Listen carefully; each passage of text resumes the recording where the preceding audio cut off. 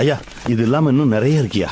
என்னைக்கும் 16 வயசாவே இருக்கிறதுக்கு நெல்லிக்காய், இதயத்தை பலமாக்குறதுக்கு செம்பருத்தி, மூட்டு வலிக்கு முடக்கத்தான், மூக்கு சளிக்கு கற்பூரவள்ளி, அப்புறம் வாய்ப்புண்ணு வயிற்று புண்ணுக்கு மணத்தக்காளி, ரத்தத்தை சுத்தமாக்குறதுக்கு அருகம்புல்லு, மாரடைப்பு வராம இருக்கிறதுக்கு மாதுளம்பழம், கேன்சருக்கு சீத்தா, ஜீரணத்துக்கு அன்னாச்சி, அப்புறம் மூளை பலமா இருக்கிறதுக்கு பப்பாளி, ஆஸ்துமாவுக்கு ஆடாதோட, வாயு தொல்லைக்கு வெந்தயக்கீரை, வல்லாரக்கீரை வந்து நல்லா ஞாபக சக்தியோட இருக்க வைக்கும், ரத்த அழுத்தத்துக்கு பசலைக்கீரை, இன்னும் இருக்கு அஜீரணத்துக்கு புதினா, முடி எப்பவுமே கருப்பா இருக்கிறதுக்கு இது நம்ம முருங்கை, அப்புறம் முகம் நல்லா தேஜஸா இருக்கிறதுக்கு திராட்சை, உடம்பு நல்லா பொண்ணு மாதிரி மின்னுறதுக்கு பொன்னாங்கண்ணி, நெஞ்சு செளிக்கு சுண்டக்காய், கண்ணு நல்லா தெரியறதுக்கு கேரட், ரத்த சோகைக்கு பீட்ரூட், கீழா நெல்லி இருக்கு பாருங்க அது காமாலைக்கு, அப்புறம் சிறுநீர்ல கல் இருந்துச்சுன்னு வச்சுக்கோங்களேன் அதை போக்குறதுக்கு நம்ம வாழைத்தண்டு.